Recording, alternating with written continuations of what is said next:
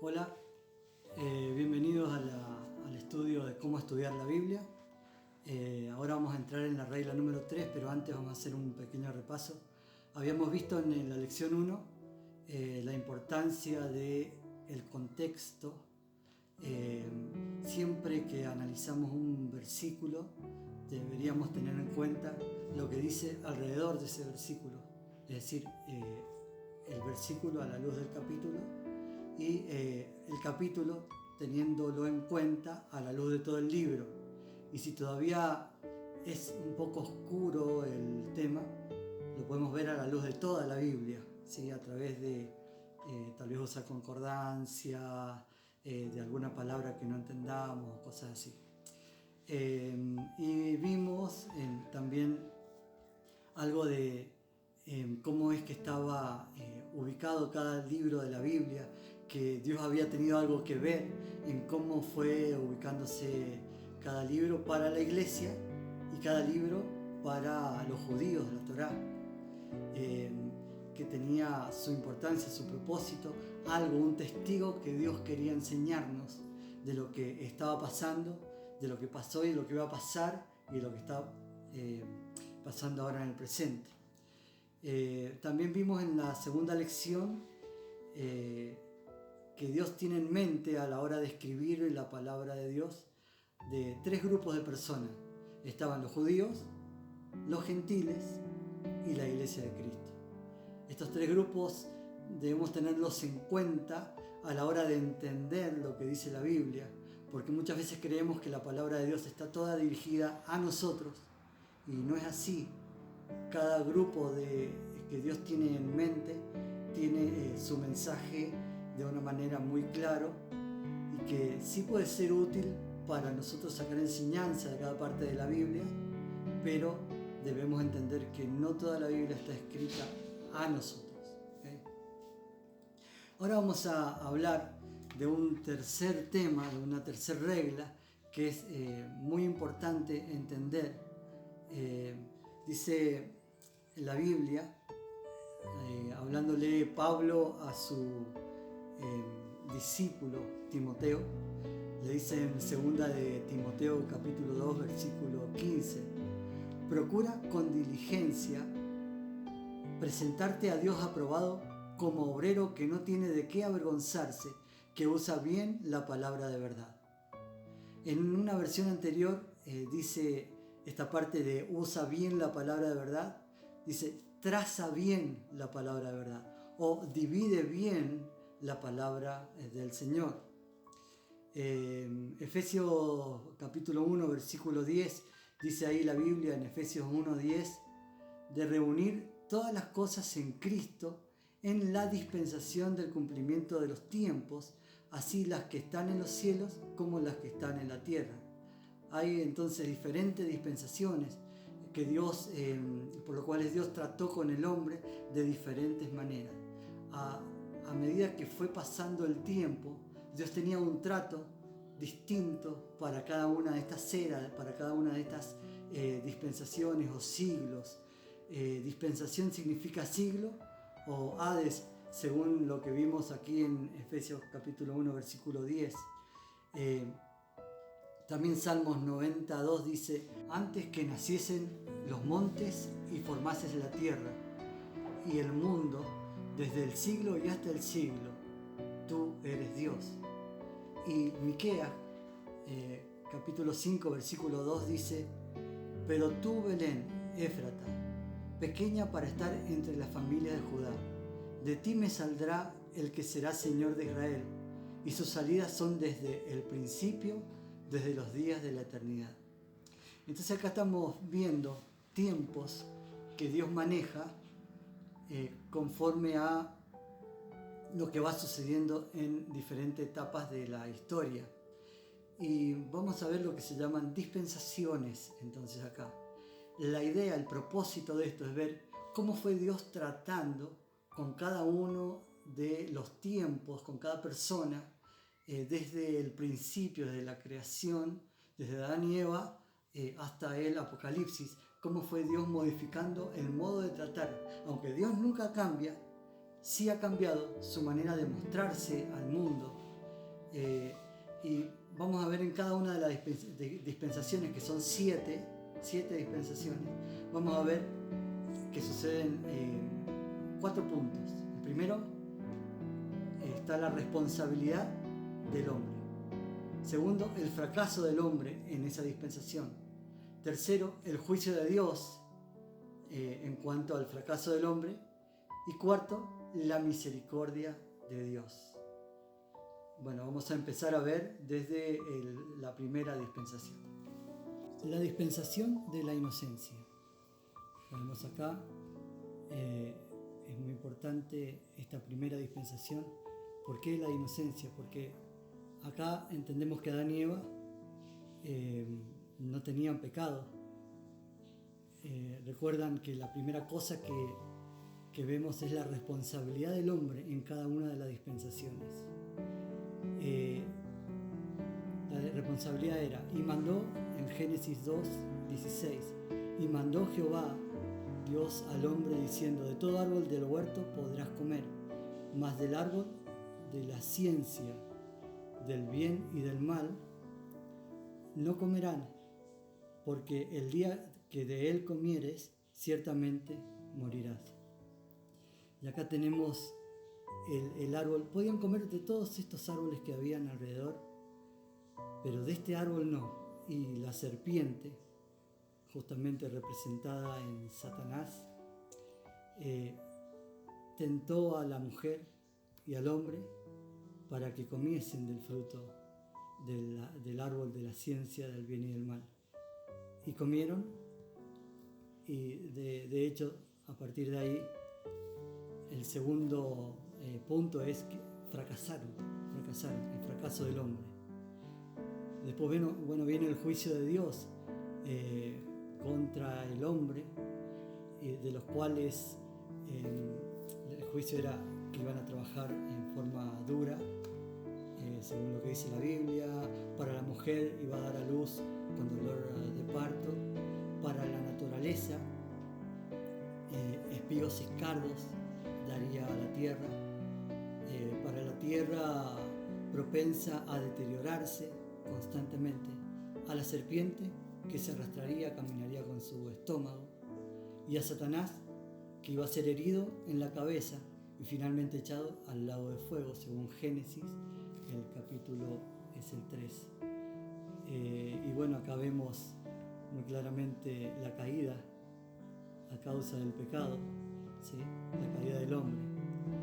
El pecado rompió la comunión directa que había con Dios en aquel momento. Y el trato de Dios con el hombre, Dios trataba cara a cara con el hombre. Se paseaba ahí en el huerto y veía a Adán, veía a Eva. Y esta vez, cuando vino al huerto de Edén, ellos estaban escondidos. Y Dios preguntó a Adán: Eva, ¿dónde están? Y cuando salieron, ellos dijeron: porque tuvimos miedo, nos escondimos. Y ahí se dieron, Dios les dijo que los echó del huerto del Edén, y termina esta dispensación con la misericordia de Dios. ¿Cuál fue la misericordia de Dios? Los cubrió con cuero, los vistió, matando, sacrificando un cordero. Que este cordero, cada una de las dispensaciones nos va a mostrar algo de lo que es la salvación, la misericordia de Dios a través de la salvación reflejada después en Cristo.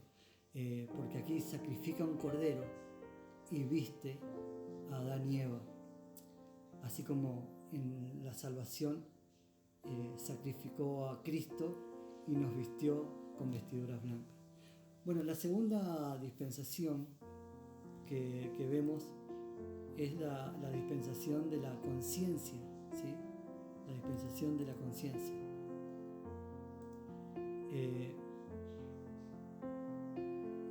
Aquí vemos cómo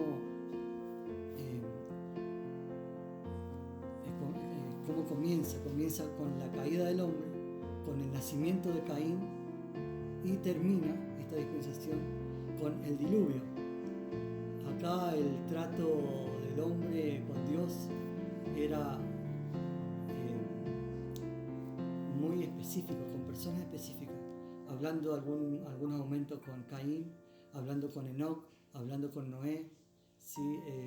Y la responsabilidad del hombre era muy clara también acá, era hacer lo correcto en cuanto a los sacrificios. Muy bien, entonces Dios le pidió un sacrificio a Abel y Dios le pidió un sacrificio a Caín. Y Caín dio un sacrificio que no fue acepto a los ojos de Dios y Abel, ¿se acuerdan que sí? Y bueno, Caín se enoja con esa situación y mata a Abel. Y el versículo después de eso, el capítulo 6 de Génesis muestra que la maldad del hombre era mucha, ¿verdad? En la tierra, y que todo designio de los pensamientos del corazón de ellos era de continuo, solamente el mal.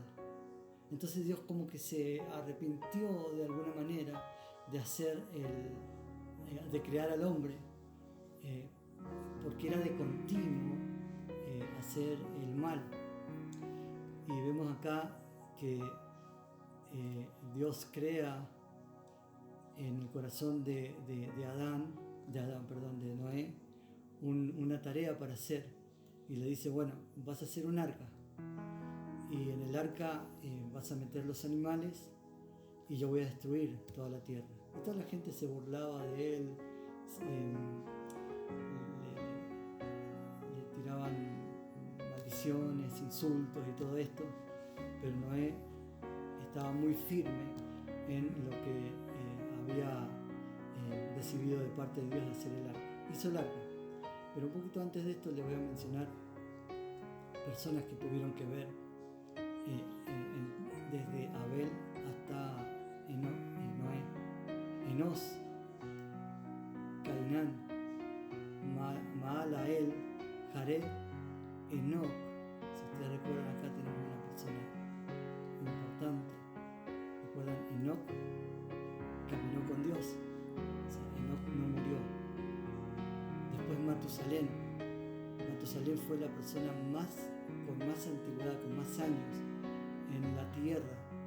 Y fíjense, yo creo que cada una de estas personas se conocieron porque vivían tantos años que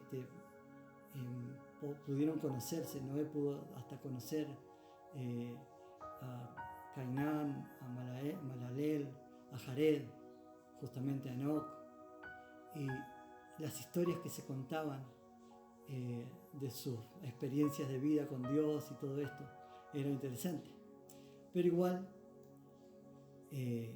habían quienes no seguían a Dios y la maldad del hombre se corrompía.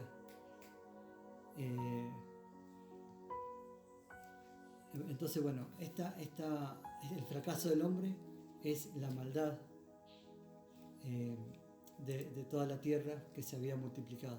Dice Génesis capítulo 7, en el juicio de Dios: y murió toda carne que se mueve sobre la tierra, así de aves como de ganado, y de bestias, y de todo reptil que se arrastra sobre la tierra, y todo hombre, todo lo que tenía aliento de espíritu de vida en sus narices, todo lo que había en la tierra murió.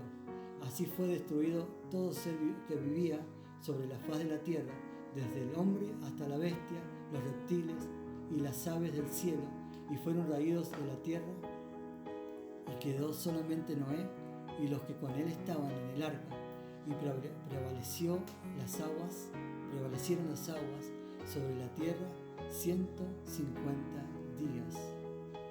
¿Sí? Así que ese fue el juicio de Dios sobre la tierra por el fracaso del hombre, y el fracaso del hombre era de continuo el mal. La misericordia de Dios, entonces, el arca para Noé y su familia y los animales. Recordemos, el trato de Dios con el hombre solamente con personas específicas. No había un trato como el que hoy hay. La siguiente dispensación es la dispensación del gobierno humano. Esta duró 427 años. Comenzó con el diluvio y terminó con la Torre de Babel. Aquí tenemos que bueno, aquí se acuerdan con Noé, Dios hace un pacto con Noé, donde Dios le dice que nunca más iba a destruir la tierra. Entonces, en señal de eso, creó el arco iris, y hasta hoy vemos un testigo de eso, que cada vez que está lloviendo y el sol se muestra en el momento de que esté lloviendo, se produce el efecto del arco iris, justamente recordando el pacto que Dios había hecho con Noé. Bueno, aquí tenemos la responsabilidad que Dios le había dado al hombre en esta dispensación, en la dispensación del gobierno humano. En esta dispensación la responsabilidad era que ellos debían poblar toda la tierra. ¿Sí? Y una vez que poblaran toda la tierra, gobernar sobre ella. Pero ¿qué fue lo que sucedió? En vez de poblar toda la tierra, ellos se unieron y dijeron en sí, todos unidos, gobernando todos juntos, edifiquemos una torre, hagamos un nombre por si fuéramos esparcidos. Y empezaron a edificar una torre, la Torre de Babel. Esta torre fue una torre de la oposición a Dios. Ellos querían llegar a ser como Dios, querían llegar a Dios, destronar a Dios y reinar ellos como Dios. Y justamente en cada una de las dispensaciones podemos llegar a ver cómo el hombre ocupa el lugar de Dios, siempre, en las decisiones, en poner nuestras pasiones antes que a Dios. Justamente el mismo patrón que Satanás pone en el corazón de aquellos hombres, lo pone hoy también. El querer ser como Dios, el destronar a Dios, el sacar al Dios de nuestro control, de nuestro trono, y dejar que seamos nosotros quien tomemos las decisiones. Y obviamente nos equivocamos todo el tiempo. Entonces, ¿qué fue la decisión de Dios? Descendamos y confundamos allí sus lenguas. En Génesis capítulo 11, versículo 5 al 19. ¿Y saben qué pasó? La gente empezó a confundirse, a no entenderse el uno al otro, y se fueron juntando en grupos de cómo ellos hablaban. Entonces, bueno, los que hablaban en idiomas africanos se fueron para África, y Arabia por otro lado, Asia por otro lado, y Jafet por otro lado, los tres hijos de Adán. O sea, las tres, si se quiere, tres grupos de personas. Entonces Sem, Cam y Jafet poblarían toda la tierra. Sem, judíos y árabes. Cam, parte de africanos y también árabes. Y Jafet, Europa, Asia Menor, o sea, Rusia, Grecia, Italia, España, Turquía, todos poblarían, ahora sí, cumpliendo como Dios quiso la tierra. Así es como Dios quería. No lo pudo hacer el hombre desobedeció, uniéndose para edificar una torre. Dios lo hizo a la fuerza. ¿De qué manera? De una forma magistral, confundiendo las lenguas. Fíjense que dice la Biblia en Abdías capítulo 1 versículo 4: si remontares como un águila, y aunque entre las estrellas pusieres tu nido, de allí te derribaré, dice Jehová. Bueno, ¿cuál fue la misericordia de Dios al hombre acá? Gracias a Él, gracias a Dios, no los mató, pero al confundir las lenguas, los obligó a dispersarse y así poblar la tierra como se los había mandado. Justamente aquí, el trato de Dios con el hombre siempre fue en forma específica, con algunos hombres, nada más, no con cada persona, como lo tenemos hoy. Después tenemos la siguiente dispensación, la dispensación de la promesa. Acá en esta dispensación, hasta este momento, Dios no está tratando, si podemos hacer memoria de la regla número 2, no está tratando con judíos, está tratando con gentiles. Los judíos todavía no existen hasta este momento. ¿Sí? Abraham todavía ni siquiera es judío, Isaac tampoco es judío, y Jacob es al que se le da la promesa, y sus hijos son los que empiezan a formar, cada uno de estos hijos, las tribus de Israel que se van a formar aquí en Egipto. Ahora, esta promesa era algo muy, muy importante. Dios le estaba dando una promesa a Abraham. Abraham, y serán benditas en ti todas las naciones de la tierra. Por eso se llama la dispensación de la promesa. Esta dispensación duraría 455 años. Comienza con Abraham y termina con la esclavitud del pueblo de Israel en Egipto, o con el nacimiento de Moisés allí en la esclavitud. Bueno, Abraham fue el padre de judíos y el padre también de árabes. ¿Sí? Recuerdan que Abraham tuvo a Ismael, donde allí surge la raza árabe, pero también tuvo a Isaac, donde surge Jacob, y de allí los 12 hijos de Israel, o Jacob. Jacob, cuando lucha, ¿se acuerdan?, con Dios antes de volver a la tierra y encontrarse con Esaú, lucha con Dios y le dice: bueno, Dios, no te voy a dejar hasta que me bendigas. Y acá Dios lo bendice y le cambia el nombre a Israel, desde donde surgiría el nombre de la nación de Israel. Y aquí tiene 12 hijos, estos 12 hijos de diferentes mujeres, cada hijo de las 4 mujeres que él tenía. Nace Rubén, Simeón, Leví, Judá, Isaacar, Zabulón, José, Benjamín, Dan, Neftalí, Gad y Aser, las 12 tribus de Israel.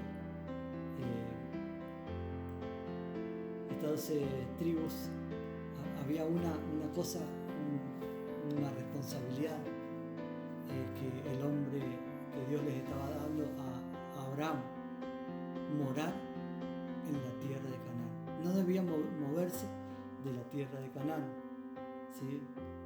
Pero ¿qué pasó?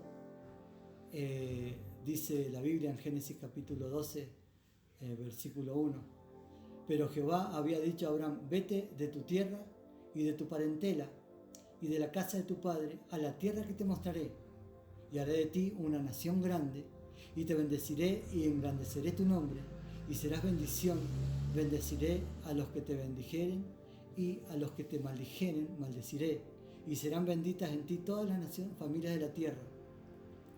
Y se fue Abraham como Jehová le dijo, y Lot fue con él, y era Abraham de edad de 75 años cuando salió de Harán. Tomó pues Abraham a Sarai su mujer, y a Lot hijo de su hermano, y todos sus bienes que habían ganado, y las personas que habían adquirido en Harán, y salieron para ir a la tierra de Canaán. Y a la tierra de Canaán llegaron, y pasó Abraham por aquella tierra hasta el lugar de Siquem, hasta el encino de Moré. Y el cananeo estaba entonces en la tierra. Y apareció Jehová a Abraham y le dijo: a tu descendencia daré esta tierra. y edificó allí un altar a Jehová, quien le había aparecido. Luego se pasó de allí a un monte al oriente de Betel y plantó su tienda, teniendo a Betel al occidente y a Jai al oriente, y edificó allí altar a Jehová e invocó el nombre de Jehová. Y Abraham partió de allí, caminando y yendo hacia el Negev. Entonces Dios le dijo: vete de tu tierra a la tierra que te mostraré. ¿Cuál fue el fracaso del hombre? Morar en Egipto. ¿Se acuerdan cuando José fue el segundo de Egipto, del faraón, y mandó a llamar a su padre y a sus hermanos para que vinieran porque había una escasez en el mundo? Entonces Egipto estaba con prosperidad a causa de José. Entonces allí el pueblo de Israel se fue a vivir a un lugar donde eran pastores de oveja ahí, y creció el pueblo de tal manera, crecieron los hermanos de Rubén, los hermanos Simeón, Leví, crecieron en tal número que fueron hasta mayor número que los egipcios. Y los egipcios tuvieron un faraón que no conoció a José y fueron todos tomados por esclavos aquí en la tierra de Egipto. Y esto nos llevaría a la siguiente dispensación, a la dispensación de la ley, la dispensación de la ley, que empieza con Moisés, ¿sí? Moisés liberando al pueblo de Israel. Y ahora sí, Dios tratando con los judíos, a partir de acá, Dios tratando con los judíos. La dispensación de la ley dura alrededor de 1706 años. 1706 años. Comienza con el nacimiento de Moisés y termina con la muerte de Jesús, ¿sí? ¿Cuál era la responsabilidad del hombre en esta dispensación? Guardar toda la ley, y cuando llegue el Mesías, pues aceptarlo. Qué cosa. El fracaso del hombre: primero, no cumplieron la ley. Y vamos a ver un poquito qué fue la dispensación de la ley, qué es lo que abarca. Entonces Moisés lleva al pueblo de Israel por todo el desierto durante 40 años y llega aquí al Jordán. Moisés muere, si ustedes ven aquí, durante 40 años andando en el desierto. Moisés muere aquí antes de cruzar el Jordán, porque Dios le dijo: vas a ver la tierra, pero no vas a poder pasar. En realidad, todos los hombres que salieron de Egipto no llegaron a Israel por su pecado, sí llegó la descendencia, y Josué y Caleb, los dos que llegaron. Todos los demás que habían despotricado durante todos estos 40 años en el desierto, murieron en el desierto. Sí, la descendencia, que eran alrededor de unos 3 millones, entraron a la tierra de Canaán, ¿sí? Bueno, bajo el mandato de Josué. Después vinieron jueces que juzgaban la tierra de Israel. No había un rey todavía, y los jueces juzgaban junto con los profetas, y uno de los profetas más prominente, de renombre, era el profeta Samuel, que estuvo viviendo, era contemporáneo de los jueces de Saúl, quien nombra a Saúl por rey, y antes de nombrarlo por rey, Dios le dice a Dios: Señor, ¿por qué quieren un rey? Si te tienen a vos, me tienen a mí como profeta. Y Dios le dijo: no te están despreciando a vos, me están despreciando a mí, dales rey. Y junto con el rey van a tener problemas, discordias, ¿sí? Entonces vino Saúl, el primer rey, un reino unido, estamos viendo acá. El segundo rey, el rey David, a quien Dios le prometió que de él saldría el Salvador, de sangre real como David. Después tenemos a Salomón, un rey que reinó 40 años. Fíjense, cada uno de los reyes reinó 40 años. Este es un dato interesante que vamos a ver enseguida. 40 años cada uno de los reyes. Salomón tuvo un tiempo de reino saludable, donde amaba a Dios y justamente construyó, edificó, fíjense acá, el templo de Jerusalén. Era magnífico, era extraordinario ese templo.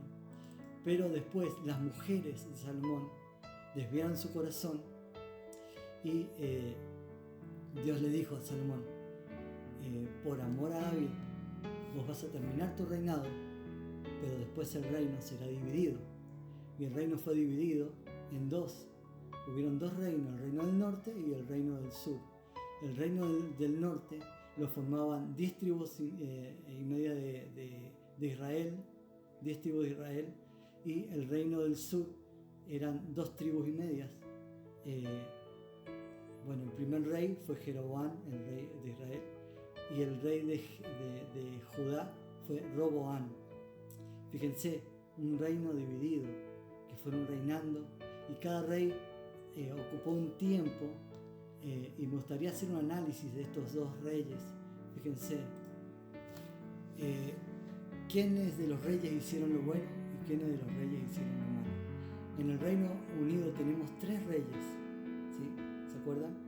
Saúl, David y Salomón, de los cuales 2 reyes hicieron lo bueno y 2 reyes lo malo. Salomón hizo primero el bien y después el mal. Entonces vemos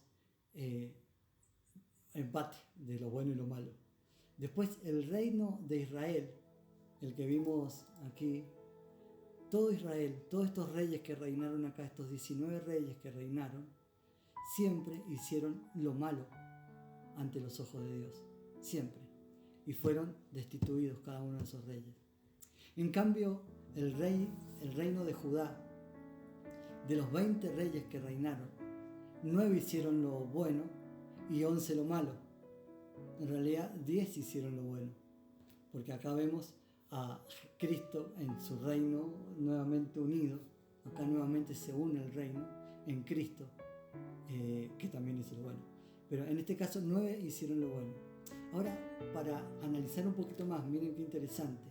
Los reyes haciendo lo bueno duraron 279 años. Los reyes haciendo lo malo duraron 114 años, más los reyes de Israel 241 años. En promedio, los reyes que hicieron lo malo reinaban alrededor de 11 años, casi 12. Pero los reyes que hicieron lo bueno ante los ojos de Dios tenían un promedio de reino de 31 años. Quiere decir que haciendo lo bueno, Dios le daba más tiempo para reinar sobre la tierra, ¿sí? Es interesante ver cómo estos reyes, y fíjense que como el pueblo de Israel, el reino del norte de Israel, hicieron siempre lo malo, entraron en cautiverio de Asiria mucho antes. Fíjense que el pueblo de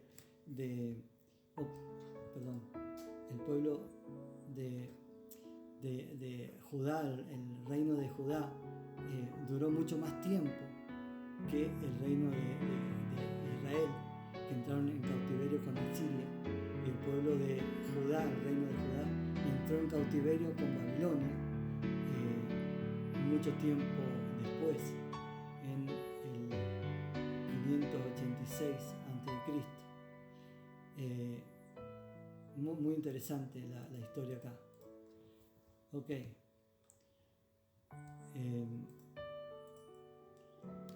Esta dispensación sigue su curso, pero en cautiverio. Y acá, se unen.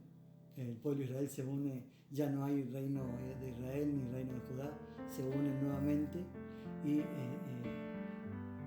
llega un tiempo de cautividad donde están reinando diferentes reinos, como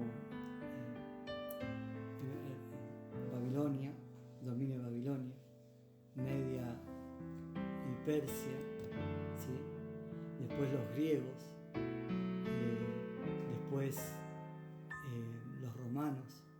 Pero hubo un tiempo, después de esto, justamente, mientras que reinaba Babilonia, estaba Daniel. Después, mientras que reinaba parte de Babilonia y los Media y Persia, Esdras y Nehemías, Esther en el tiempo de del rey Asuero, después Zacarías y después Malaquías. Después hubo un tiempo de 400 años donde no hubo revelación divina, pero sí vemos que Josefo, un historiador contemporáneo, escribió acerca de la revelación de los macabeos, que duró alrededor de 400 años, este tiempo de silencio de parte de Dios.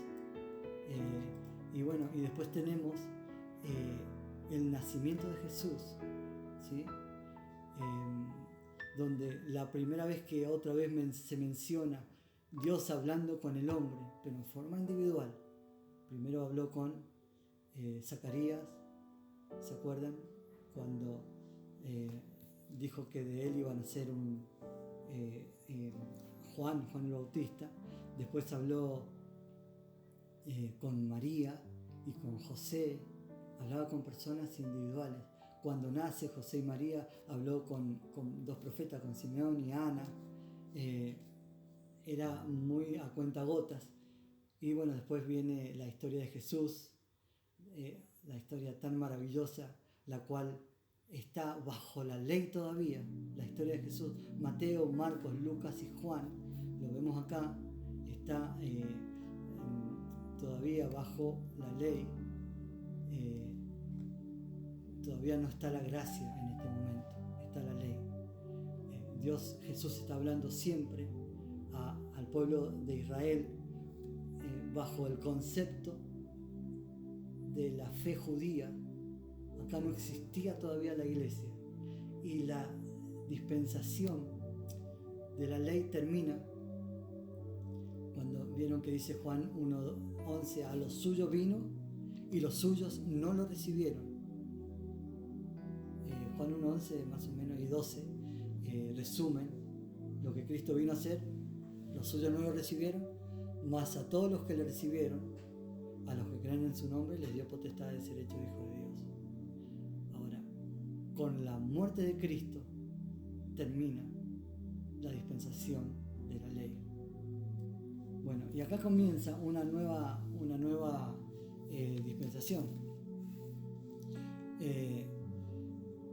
La dispensación de la iglesia o la dispensación de la gracia. Y acá Dios empieza a tratar con la iglesia. También en parte trata con los judíos, pero empieza a tratar con la iglesia. Ahora, es importante entender por qué Dios empieza a tratar con la iglesia después de la muerte de Cristo. Porque según lo que dice la Biblia, que hay testamento con la muerte del testador, ¿sí? Mientras tanto, no hay testamento. Entonces, la dispensación de la gracia comienza con la muerte de Cristo y termina con el arrebatamiento de la iglesia. Entonces comienza con la muerte de Cristo, y aquí es cuando el Espíritu Santo desciende en el día de Pentecostés. Vemos la iglesia primitiva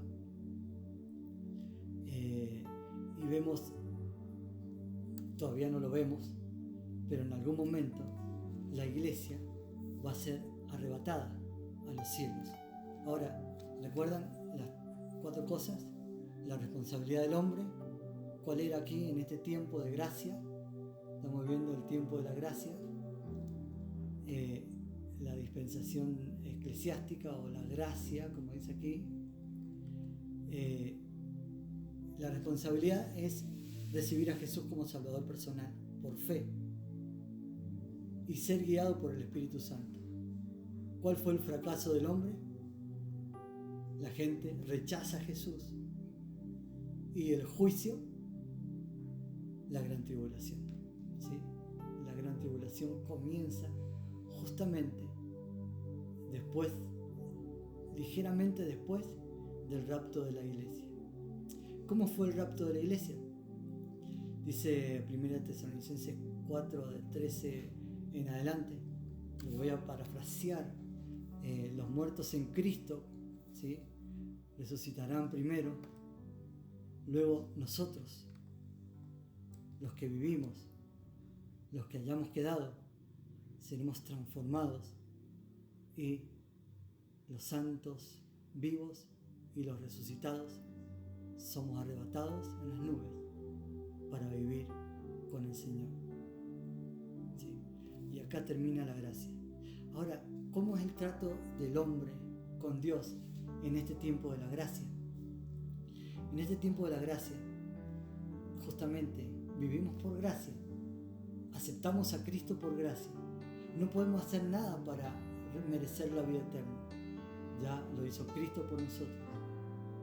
No podemos hacer nada para perder la vida eterna. Ya como Cristo murió por nosotros, lo que hace Cristo lo hace para siempre, es eterno, es un pacto.